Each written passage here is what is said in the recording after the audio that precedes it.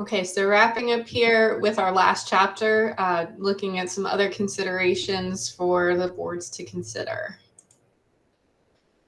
So in 2020, a state committee worked with the districts to conduct a leadership self-assessment in 4 key areas, and that was modeled on the National Association of Conservation Districts tools.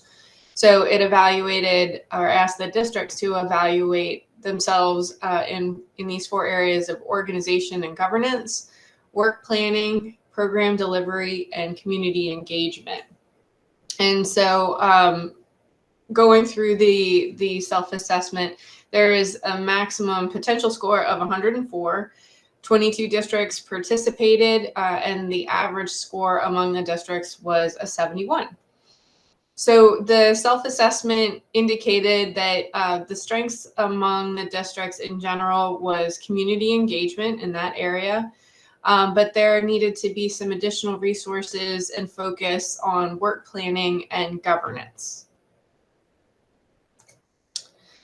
And so what we've looked at to address some of those needs that were identified from the self-assessment is to develop a training roster, identify topics for training, and to start to conduct that training. So we've assembled a resource library that's housed on the MASCD website. There's the link there that includes templates and examples of some of the governance documents that the districts it's available for their use.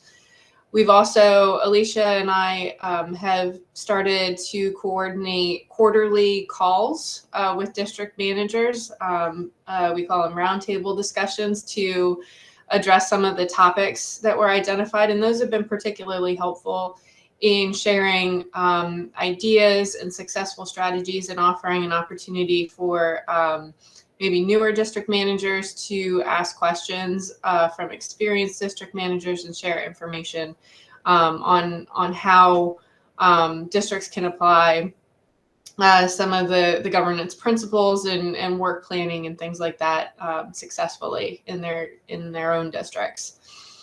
At MASCD's annual meeting this past year, we held a session called Building Better Boards that focused on recruitment and retention and also succession planning. And I think we're going to continue to work on providing resources and training in those areas in the future as well. So just some other questions to ask, building on that leadership self-assessment. And areas of evaluation that the districts need to consider to make sure that they are working successfully and are kind of optimizing those opportunities for board engagement. So what problems will districts face when members don't understand or fulfill their roles? Hopefully the presentation here is really helpful to that end.